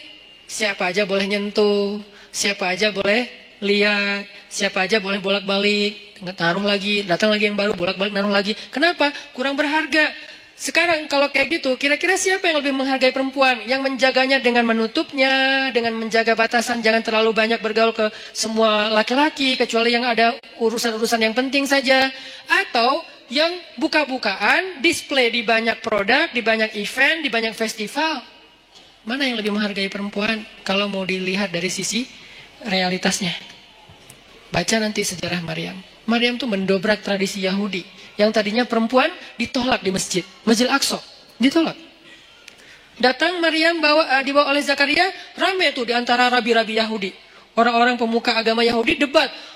Wahai Zakaria, kamu sudah mencoreng tradisi nenek moyang kita. Mana pernah di Masjid Al-Aqsa ini ada perempuan. Mereka lupa bahwa bahwa agama ini berasal dari seorang laki-laki yang punya istri, yang punya anak perempuan, yang punya ibu. Manusia biasa yang tidak jauh dan tidak bisa lepas dari kehidupan seorang perempuan. Mana pernah di Masjid Al-Aqsa itu ada perempuan dan tidak boleh perempuan itu rendah, nggak boleh dia sama dengan laki-laki. Itu tuh doktrin Yahudi loh. Perempuan itu rendah sehingga dia tidak boleh diberikan hak yang sama dengan laki-laki. Perempuan itu hina, jadi nggak boleh masuk ke masjid yang mulia. Laki-laki doang yang mulia dan boleh masuk. Itu tradisi Yahudi sebelum datangnya Maryam. Datang Maryam, Allah takdirkan namanya pun Maryam. Dan tahu arti Maryam? Khadimah. Maryam itu artinya pelayan masjid. Itu arti Maryam. Saya memberi nama anak saya dengan kata Maryam, berharap dia melayani agama. Makanya saya kasih nama Maryam. Jadi saya tahu asal-usul nama itu, sehingga saya bangga dengan nama Maryam. Bukan, oh pasaran Ustaz, biarin aja. Pasaran mungkin namanya, tapi sejarahnya gak pasaran. Coba cari sejarah seperti Maryam. Ada gak yang nomor 2? Gak ada, cuma ada 1. Sejarah orang kayak Maryam, ada 2-nya gak? Gak ada, cuma ada 1. Yang sekeren itu. Kalau ada sejarah yang lain, beda cerita. Khadijah keren, beda cerita. Fatimah keren, beda cerita. Asiyah keren, beda cerita. Tapi yang kayak Maryam, gak ada, cuma 1. Yang paling kerennya, dahsyatnya luar biasa. Bahkan di antara 4 perempuan sempurna ini, sebagian ulama berpendapat Maryam nomor 1-nya. Jadi, saya kasih nama Maryam, saya berharap ya Allah, kelak mudah-mudahan anak saya ini Maryam menjadi khadimah lidinik. Menjadi pelayan untuk agamamu. Arti melayani agama, dia memperjuangkan agama dengan potensi yang dia miliki. Maryam, makanya takdirnya bernama Maryam khadimah di Masjid Al-Aqsa. Akhirnya debat adu dalil. Setelah adu dalil kalah nih rabi-rabi karena memang mereka bukan nabi kan, ngelawan Zakaria yang nabi, yang cerdas, yang bijaksana. Akhirnya Allah berfirman, "Fataqabbalaha Maryam biqabulin hasanin." Allah menerima Maryam dengan penerimaan yang baik. Maksudnya Allah memuliakan Maryam. Berubahlah tradisi Yahudi sejak saat itu. Sejak Maryam masuk ke Masjid Al-Aqsa, perempuan-perempuan Yahudi mulai boleh masuk ke Masjid Al-Aqsa. Alasannya, tuh Maryam boleh, masa kami nggak boleh? Akhirnya boleh. Ini sejarah gimana agama-agama langit yang ditutup dan disempurnakan dengan Islam sangat menghargai perempuan. Tapi kan banyak laki-laki muslim tidak menghargai perempuan. Itu namanya human error. Bukan sistemnya yang error. Bukan syariatnya yang error. Orangnya yang error. Dan dia tidak mewakili Islam. Dia mewakili dirinya sendiri. Akhirnya Maryam tinggal di situ. Lalu ada kalimat wa ambataha nabatan hasana. Lalu dia tumbuh di sana dengan pertumbuhan yang baik. Nah, ini yang berkaitan dengan tema kita. Tumbuh dengan pertumbuhan yang baik. Bisa nabata, bisa nasya'ah. Kenapa untuk Maryam pakai kata nabata? Malam ini agak sedikit banyak mengulas tafsir ya. Kenapa Maryam pakai kata nabata, tidak nasya'ah? Sedangkan hadis tentang pemuda tadi nasya'ah, tumbuh. Kalau Maryam nabatan, wa ambataha nabatan hasanan. Kenapa nabata? Karena Allah pengen menghargai Maryam dengan istilah apa? Tumbuhnya pakai istilah bunga. Bunga itu nabata. Makanya jadi bahasa Indonesia nabati. Tumbuh-tumbuhan. Kan saya dulu ngajar bahasa Arab, lumayan lama. Jadi saya tahu banget bahasa Indonesia itu banyak banget nyerap dari bahasa Arab. Sehingga kalau kita mau bilang anti Arab segala macam, kita lupa sejarah tentang berdirinya negara dan terbentuknya bahasa kita sendiri. Bahasa kita tuh dibentuk oleh ulama. Buktinya banyak bahasa Arab di dalam bahasa kita. Banyak banget, 80%-nya bahasa Arab. Bahkan bahasa Sunda sebagiannya bahasa Arab. Ya kalau saya pergi ke Kalimantan tuh saya bilang, kalian tahu nggak Khatulistiwa itu bahasa apa? Bahasa apa Ustaz? Sanskerta. Bukan, bahasa Arab. Khatul istiwa. Khat artinya garis, istiwa artinya lurus. Garis lurus yang membentang di bumi. Kita nyebutnya bukan khatul istiwa, khatulistiwa. Karena kita nggak bisa bilang kha, jadilah ka. Khatulistiwa. Kita nggak boleh lupain sejarah. Cuman ini nggak perlu jadi perdebatan. Karena di sini nggak ada ruang debat, saya sampaikan. Tapi di sosmed saya nggak mau ngomong kayak gini. Debat, nggak penting. Tapi ini bagian dari taskif kita. Nabatan. Allah tuh pengen menghargai Maryam, maka disebut dengan nabatan. Bahasa kita nabati, artinya tumbuh-tumbuhan. Tumbuh-tumbuhan di sini artinya bunga. Maryam itu kata Allah, kamu itu bunga, wahai Maryam. Kamu itu bunga. Makanya fitrah perempuan senang bunga. Jangan kasih kaktus tapi... Kan bunga Ustaz, jangan. Atau jangan juga yang bunga apa yang di Bengkulu teh? Rafflesia. Keren ya? Emang keren, tapi bukan untuk dihadiahin ke cewek. Kamu, kenapa sih kamu? Enggak, ini bunga buat kamu. Aduh kok gini sih? Nah, bunga namanya juga bunga bangkai. Jangan kasih bunga, ya apalah. Tapi boleh yang asli, boleh yang sintetis. Biar nggak layu.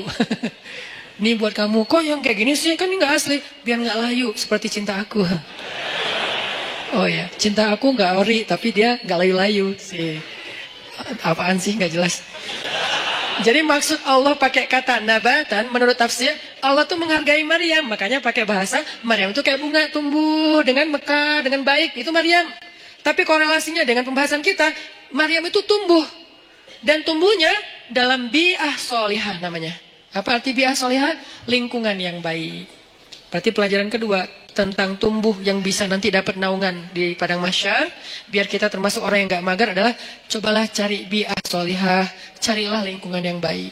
Kalau gitu kita gak boleh gaul sama orang yang gak baik, boleh. Tapi kita jadi ada dua, ada kebutuhan kita, ada lebih ke apa share-nya kita. Kita kalau mau sharing, mau giving, mau berbuat baik, cari orang yang belum baik untuk kita ajak baik bareng. Tapi kita sendiri juga belum baik-baik amat. Sehingga kita butuh yang mengajak kita lagi nih. Semua orang saling mencari dua itu tuh. Satu project untuk dia beramal soleh dengan mencari teman-temannya yang belum hijrah, ajak hijrah. Tapi kalau gaulnya sama itu doang, lama-lama kita lemah. Cari juga bi'ah solihah yang bisa ngajak kita, yang bisa ngingetin kita. Watawasau bil haq, watawasau bis sob. Bi'ah solihah namanya. Cari pertemanan. Gimana cari... Ini lebih ke teknis ya. Gimana cara cari teman yang bisa jaga iman kita? Karena kata Nabi, almar'u ala dini khalili, seseorang itu agamanya tergantung temannya. Cari, serius nyarinya, kepoin. Jadi kalau belum halal gak usah nyari orang yang mau dipacarin, mending cari orang yang mau disahabatin. Sahabatnya dunia akhirat, yang nanti di padang mahsyar dia nanya kita, ya Allah, kemana sahabat saya yang dulu ikut taklim bareng? Kemana sahabat saya yang sering ngingetin tahajud? Kemana sahabat saya yang ini? Kata Allah, dia di pintu neraka. Bentar lagi mau masuk tuh. Ya Allah, saya bersahabat karena engkau dengan dia di dunia. Selamatin dia, boleh gak saya tarik dia supaya gak masuk neraka? Ya Allah, saya selamatin. Boleh, cari aja. Langsung dia kejar ke neraka. Nyari secepat mungkin dia ke pintu neraka. Ngomong ke malaikat, dia sahabat saya yang ini di mana orangnya? Itu tuh bentar lagi mau dimasukin. Sini, jangan masuk dulu. Akhirnya dikeluarin. Ada apa? Kamu sahabat saya? Iya, kita kan dulu bareng ke TSB. Emang masih disebut Ustaz istilah-istilah kayak gitu? Masih. Apa yang kita rasain di dunia itu masih kita sebut. Dan gak diganti istilahnya loh. Kita masih ngomong kayak gini banget kita ngomong. Kita kan Rabu malam sering ikut taklim bareng kan? Iya. Dan seringnya kita di depan halaman kan? Iya. Kenapa? Karena kita nungguin yang lain pulang, nanti kita boncengin, bayar. Boleh lah. Yang penting dia pernah ke masjid bareng. Ya udah, terus apa? Gimana nih? Allah memberi izin saya untuk menyelamatkan kamu dari neraka. Masuk. Nah, ini orang kayak gini harus dicari. Dia tuh nemenin kita di dunia dan akhirat loh. Lebih penting daripada pacar. Kecuali pacar halal. Kalau pacar halal udah gak ada lah yang bisa dibandingin ya. Udahlah terbaik itu mah. Tapi kalau ini mah beda project. Pacar halal kan untuk membahagiakan kita ya. Kalau ini untuk menyelamatkan kita, bukan membahagiakan. Mungkin dia gak akan ngebahagiain kita. Jangan berharap kita bahagia bareng dengan dia. Aneh. Ustaz, saya udah bahagia dengan dia. Aneh ya. Dia nyelamatin agama kita, maksudnya nyelamatin kita dari dosa, nyelamatin kita dari pas lagi kayak futur, istilah anak-anak aktivis teh, futur itu pas lagi down, ya, drop imannya itu, dia nyelamatin. Caranya gimana? Cari orangnya yang agamanya bagus, arti agamanya bagus, dia tuh kayak lebih stabil kesolehannya daripada kita. Walaupun dia bukan orang yang suci. Kalau dia berbuat salah sesekali, jangan langsung pundung. Wah ternyata sama aja, udah saya cari yang lain. Nggak ada orang yang suci. Susah nyarinya dan nggak akan ketemu. Mau balik lagi ke zaman Nabi, nggak mungkin. Jadi cari orang yang lebih stabil ibadah atau agamanya dari kita. Ada orang kayak gitu, udah pegang tuh. Deketin dia. Bujuk dia, biar dia mau bersahabat dengan kita. Bujuk pakai apa aja, kasih hadiah, kayak bantu dia ketika dia ada masalah. Saya punya teman kayak gitu beberapa orang. Sengaja saya pegang banget tuh. Salah satunya ada di Tasik. Yang dulu sempat tinggal di Bandung. Beliau pernah jadi supir angkot. Kemudian ketemu saya di Masjid Al-Latif. Kemudian kenalan. Beliau jadi curhat. Saya kerja di angkot sekarang udah mulai agak susah dapat pelanggannya, udah sepi angkot sekarang Ustaz. Ya udah, yuk kita usaha yang lain. Bikin usaha bareng dia. Jual pulsa yang 60 cabang itu bareng dia. Biar dia terdongkrak lah ke penghasilannya. Udah gitu main di mobil, jual beli mobil bekas juga bareng dengan dia. Sampai akhirnya dia jual kue keliling pakai motor. Motornya saya hadiahin motornya. Butuh apa? Oh ya kayak lebih enak daripada jual beli mobil bekas. Karena kita berapa kali jual beli mobil bekas rugi. Nggak tahu cara milih mobil, ketipu aja. Jadi akhirnya udahlah, kita nggak usah jual beli mobil bekas gitu ya. Mending kita yang lain aja. Apa dong gitu. Akhirnya dia mikir-mikir, udah survei. Udah saya mau jual roti aja, naruh-naruh di warung. Kan butuh kendaraan. Saya kasih hadiah motor. Nggak mahal sih, semampu saya waktu itu beli motor bekas, saya kasih ini Pak, pakai aja motornya. Wah, alhamdulillah Ustaz, alhamdulillah. Doa, nah doa ini nih yang saya nunggu-nunggu nih. Semoga Ustaz rezekinya bertambah dan segala macam. Benar, langsung Allah buktikan. Semoga makin bahagia, benar. Langsung, suamiku keren banget sih. Itu tuh kan yang paling berharga ya, dihargain cewek kan. Itu tuh benar. Jadi saya jaga. Dia akhirnya mungkin karena ya Allah yang lebih tahu yang terbaik. Akhirnya dia nggak sukses juga tuh bisnis roti. Pindahlah balik ke kampungnya karena anak istrinya di Tasik. Dia di Bandung kan kasihan ya. Ketemunya cuma 2 minggu sekali. Akhirnya udahlah Pak ke Tasik aja nanti. Di sana butuh apa saya support. Di Tasik dia jual sayur. Pakai motor yang tadi saya kasih. Terus mau buka warung. Bantuin buka warung. Kenapa? Saya pengen dia ingat saya setiap kali dia punya masalah. Sehingga kelak ketika saya punya masalah di akhirat, dia yang akan bantu saya. Di dunia, kalau dia punya masalah, saya bantu dia. Di akhirat, saya punya masalah, dia bantu saya. Itu prinsip saya tuh. Karena saya tahu ibadah dia. Dia pernah nginap di rumah saya waktu masih di Cimahi. Kan rumah saya itu di tengahnya ada courtyard. Courtyard. Maksudnya ada ruang terbuka gitu. Ruang terbuka di belakang baru ada kamar buat tamu. Jadi biar nggak nyampur dengan ruang utama. Jadi tamunya bebas, istri bebas di rumah. Jadi nggak harus pakai hijab terus. Nah, malam nih, jam 1 malam, saya bangun ke dapur, dengar orang nangis di belakang. Ngeri kan? Jam 1 malam dengar orang nangis. Ngeri banget kan ya? Itu horor banget loh. Tapi berhubung waktu itu saya penasaran, saya buka pintu dapur, saya ngeliat pelan-pelan, saya buka. Nih pokoknya kalau ada yang aneh, gua tendang nih. Buka pelan-pelan, udah siap-siap gitu kan. Ternyata dia lagi sholat di courtyard, di ruang terbuka itu. Karena ternyata hobi dia itu sholat di ruang terbuka emang. Tahajud. Dia lagi sholat, nangis dalam sholatnya. Gini. Dan saya berharap pas dia nangis itu, dia nyebut nama saya. Itu kan yang paling berharga kan. Karena mungkin buat dia, saya paling berkesan dalam hidup dia. Sering nolongin, sering jadi hero lah. Sehingga dia pasti nyebut di dalam doa itu yang saya harapin. Saya ngintip, Masya Allah. Nah ini berarti ini orang nih harus saya pegang nih. Saya tolong dia di dunia nih, biar dia tolong saya nanti di akhirat. Sampai, ini minggu depan saya niat mau ke Tasik lagi, mau ngasih dia hadiah karena anaknya mau nikah. Mau ngasih hadiah yang istimewa, biar dia ingat saya.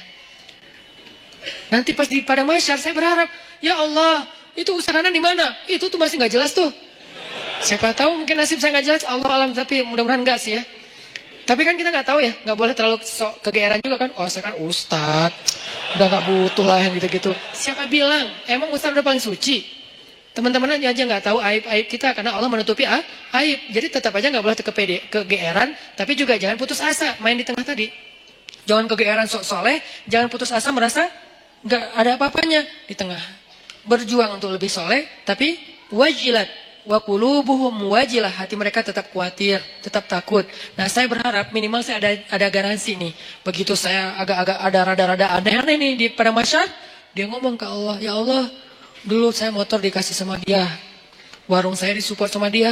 Saya keluar dari angkot dulu gara-gara dia. Makanya saya hidup nggak jelas di dunia teh. Gara-gara dia semua nih. Ya Allah, dia udah banyak nolongin saya. Tolong dia dong ya Allah. Boleh nggak saya tolongin dia? Karena nih orang benar-benar ahli ibadah. Saya bareng dengan dia pernah jadi driver saya juga. Bareng dengan dia nyetir ke Jakarta. Ke Sukabumi. Kita ada acara di Sukabumi, dia nyetir. Pak, bantuin saya nyetir. Oke, nyetir. Di mobil, saya tilawah surat Al-Mulk. Murajaah hafalan lah. تبارك الذي بيده الملك وهو على كل شيء قدير ولقد زينا السماء الدنيا بمصابيح وجعلناها رجوما للشياطين وأعتدنا لهم عذاب السعير وللذين كفروا بربهم عذاب جهنم Wabi'sal masir. Itu yang lagi nyetir nangis terisak-isak. Saya aja yang tilawah nggak nangis. Kan aneh kan? Pas yang lihat, aduh nangis juga. Masa saya yang baca nggak nangis, dia aja yang dengerin nangis gitu kan? Cepet banget air matanya berlinang. Berarti kan hatinya bersih. Berbaik sangka ya. La nuzaki ahadan ala Allah. Kita nggak menganggap seseorang suci di depan Allah, tetapi kita berbaik sangka. Hatinya bersih, lebih bersih dari saya. Makanya dia lebih mudah nangis daripada saya. Sabar banget sama anak-anak tuh, megang banget dia, luar biasa pokoknya. Nah ini nih saya pegang nih orang nih, nggak boleh jauh. Butuh apa? Saya support. Butuh apa? Saya harus punya kelebihan sedikit harta biar kalau ada dia butuh apa-apa saya pasti ngasih. Cuman itu yang bisa saya lakukan karena kalau fisik nggak bisa bantu dia fisiknya lebih kuat. Kita bikin mukhayam tuh di Ciwidey, bikin mukhayam anak-anak pemuda hijrah. Becek, kita lagi berhenti istirahat dulu mau bangun tenda, dia bangun sendiri tuh. Dia cangkul semuanya. Pokoknya nih kita nyebutnya dia itu ini istilahnya tuh Hulk. Kayak Hulk tenaganya kuat banget. Malam di gunung di Leweng kita lagi kemah-kemahan gitu nggak jelas. Malam-malam jam 1 malam kan kita mau tahajud nih, turun ke sungai kan. Yang pertama di sungai udah mandi tengah malam tuh dingin-dingin di Ciwidey dia datang. Kita yang lain tunggu teman baru turun ke sungai bareng, jangan sendiri-sendiri gitu kan. Dia mah kita lagi nunggu yang lain, bangun. Pura-pura ngebangunin teman, padahal nggak berani turun. Bangun. Udah mau jam 1 bentar lagi qiyam, bangun. Pas kita udah pada bangun, dia datang. Hah, Pak, kok segar banget? Habis mandi Ustaz, di mana? Di sungai. Ustaz saya anterin. Saya pura-pura gengsi gitu dong ya. Nggak usah, bisa sendiri. Gitu. Tapi dia maksa, saya curiga. Sampai sekarang saya tahu kenapa dia maksa nganterin saya. Karena dia baru ngeliat sesuatu di bawah. Makanya dia maksa, dia khawatir, dia sayang banget sama saya, dia kayak khawatir gitu, jangan ntar Ustaz diganggu atau apa. Ustaz saya anterin, gak usah Pak, gak usah, udah Bapak, kan udah selesai wudhu kan, ya udah tahajud aja duluan. Saya nyusul, saya bilang, gak usah, dalam hati saya, anterin dong.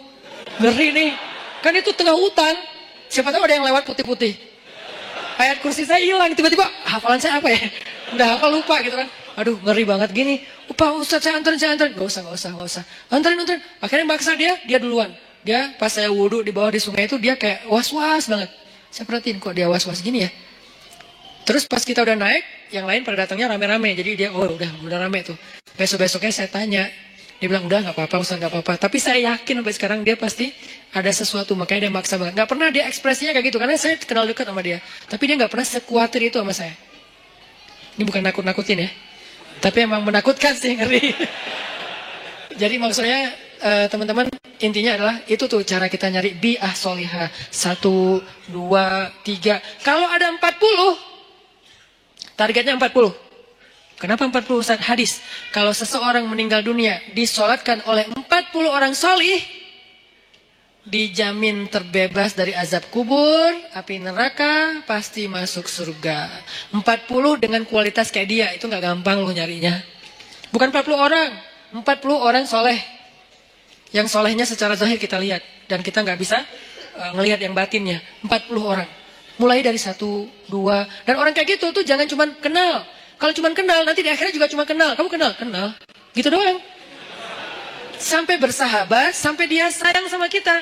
Makanya saya tuh walaupun dia udah di Tasik, kalau di rumah ada apa-apa, saya bilang, Pak, saya mau pindahan. Oh iya Ustaz, subuh dia datang tuh. Saya pernah tuh mobil saya, dia benerin rem, cuman dia karena mungkin dia kayak otodidak ya, salah ngebenerin remnya, malah ngelok gitu. Dia benerin rem mobil saya, karena sebetulnya saya bisa naruh di di yang resmi ya, dealer resmi. Cuman karena saya kayak ngerasa pengen nyari alasan buat ngasih ke dia. Saya nggak mau ngasih dia tanpa ada kerjaan, biar menghargai dia kan. Jadi saya kayak, udahlah rem mobil aja deh, cari-cari apa nih yang bisa diinin. Pak, beneran rem mobil udah habis, udah aus gitu kan. Cari dia sama dia rem mobil. Sebenarnya rugi buat saya, karena kenapa? Lebih bagus di dealer kan. Cuman kayak sayang aja gitu sama dia. Benerin, saya pikir ya aman-aman aja nih. Karena dia orang kuat banget. Saya pernah mobil yang dulu yang kita jual beli mobil, mobilnya mesinnya turun mesin. Kebayang nggak turun mesin? Itu ngerjain sendiri. Satu pakai dongkrak, satu pakai tangan. Satu sebelah sana pakai dongkrak, sebelah sini pakai tangan, sebelah kiri turunin mesin. Itu tuh orang benar-benar Hercules tuh. Sebelah sana, karena dongkraknya cuma ada satu pakai dongkrak, sebelah sini ditahan pakai tangan, turunin pelan-pelan mesinnya pakai tali gitu, udah turun, dipasang lagi pakai baut, itu sebelah tangan semua dikerjain sama dia. Itu ngeri banget tuh orang. Jadi kalau saya mau bantu dia dari fisik nggak mungkin. Saya bantu dia dari doa, dia doanya lebih panjang. Saya bantu dia mungkin hanya sedikit dengan kebutuhan finansial dia. Akhirnya saya bayarin, dia benerin rem mobil. Ternyata salah masang. Saya jalan di jembatan Surapati tuh ngelok. Tuk gitu, tiba-tiba ngelok, untung bukan di tol. Kalau di tol kan bisa ngejungkir kan, untuk kecepatan dia sekitar 60 atau 40 gitu, ngelok di atas jembatan. Saya telepon, Pak ini remnya kenapa ya? Dia di Tasik, malam jam 9 malam. Pak ini rem kenapa kok bisa ngelok gini? Aduh Ustadz salah, kayaknya ada yang salah. Saya sekarang ke Bandung, dia mau ke Bandung aja tuh naik motor. Beneran jam 11 malam udah di Bandung. Padahal saya bilang, jangan, saya panggil montir aja datang ke tempat saya biar dibenerin di sini atau di daerah deh. Jangan, ya, udah ditutup telepon tetap datang. Jam 11 malam datang. Ada apa lagi saya kejadian di sini tuh? Ini buat saya kenapa saya yakin banget megang dia. Ada apa aja dia datang, subuh-subuh datang. Jam 2 malam datang. Kalau di dunia aja kayak gini dia belain saya, gimana di akhirat? Supaya dibelain segitunya, kita harus modal dikit lah. Modalnya apa? Bisa modal dengan tenaga kita, dengan perhatian kita. Kalau ada kelebihan rezeki dengan rezeki kita, apa aja deh pokoknya modal. Dapat 1. Saya baru dapat 3 apa 2 lah. Pokoknya kurang dari 5 lah. Orang kayak gitu yang udah mau care banget sama saya di dunia. Dan saya berharap nanti kayak gitu care dia buat saya di akhirat. Kumpulkan 40 orang. Kalau bisa dapat, begitu kita meninggal, saya yakin insya Allah kalau nggak ada halangan yang darurat banget, saya meninggal nih, dia pasti datang dari Tasik sholatin saya. Dan saya berharap ada 40 orang kayak dia sholatin saya. Mudah-mudahan di antara orang itu adalah semua teman-teman yang ada di sini. Amanlah udah akhirat saya tuh. Mungkin ada 1.000 orang, 2.000 orang yang sholatin kita. Pasti ada 40 orang mudah-mudahan ya yang soleh banget. Ya udah aman udah. Nggak ada azab kubur insya Allah. Dikubur tenang-tenang aja. Kiamat kapan ya gitu. Karena orang yang baik amalnya kan pengen cepat kiamat kan. Di dunia kan pengen lama. Kiamat sudah dekat. Jangan ngomong gitu ah. Kalau dikubur, please ya Allah, tiup sangkakalanya, pengen cepat gitu. Pengen masuk surga. Ini namanya bi'ah solihah, mencari pertemanan yang baik. Kayak gitu teknisnya. Yang terakhir, fi ibadatillah. Kalimat fi ibadatillah ini artinya dalam hal yang tidak berbuat dosa. 1, pemuda yang banyak godaan, yang penting istiqomah. Yang kedua, cari lingkungan, tumbuh. Kita habiskan waktu kita dengan hal yang positif, walaupun gak harus semuanya wajib dan sunnah. Dan yang ketiga, ibadah kepada Allah itu tingkatin. Kayak tadi, sibukkan diri kita. Sampai gak sempat mikirin dosa, sibukin. Apa yang bisa bikin kita sibuk? Yang menyenangkan gak apa-apa, tapi yang bukan dosa. Sibukin dengan ketemu teman, sibukin dengan misalnya ngerjain hobi, sibukin dengan olahraga, sibukin dengan main-main yang bermanfaat, sibukin dengan geng, sibukin dengan proyek sosial, naik lagi levelnya, sibukin dengan Al-Quran, sibukin dengan ibadah. Pokoknya sibukin diri kita sampai gak sempat mikirin yang macam-macam. Itu baru namanya syabun nasya'a fi ibadatillah. Mudah-mudahan dengan gitu kita udah gak mager lagi insyaAllah. Barakallahu fikum. Semoga semua yang ada di sini, teman-teman yang soleh dan solehah, kelak di padang mahsyar kita saling kenal, saling memanggil, dan saling menyelamatkan, saling menolong. Dan insya Allah semua kita termasuk di antara golongan yang Allah sebutkan orang yang mendapatkan naungan Allah di hari ketika tidak ada naungan kecuali naungan Allah. Allahumma inna nas'aluka ilman nafi'a wa qalban khashi'a wa amalan salihah wa rizqan halalan tayyiba. Allahumma ansuril Islam wal muslimin. Allahumma ansuril muslimina fi Palestin. Allahumma ansuril muslimina fi Suriah. Allahumma ansuril muslimina fi Yaman. Allahumma ansuril muslimina fi Rohingya. Allahumma ansuril muslimina fi kulli makan. Allahumma wahid kalimatal muslimin wa wahid sufufal muslimin wa alif baina qulubil muslimin. Allahumma ja'alna minas salihin. Rabbana atina fid dunya hasanah wa fil akhirati hasanah wa qina adzabannar.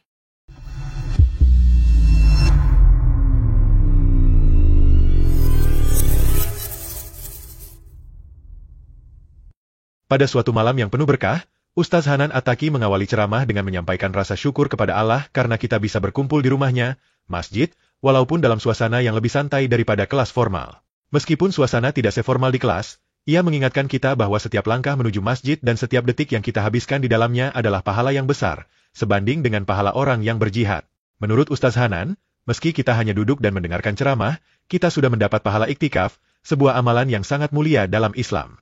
Iktikaf, seperti yang dijelaskan oleh beliau, memiliki pahala yang sangat besar karena ia serupa dengan ribat, yang mengingatkan kita pada para pejuang yang bertahan di medan perang dengan penuh kesabaran dan perjuangan. Ustaz Hanan kemudian menjelaskan lebih lanjut tentang pentingnya kesabaran dalam menghadapi ujian hidup, mengaitkannya dengan ayat dalam Al-Quran tentang kesabaran.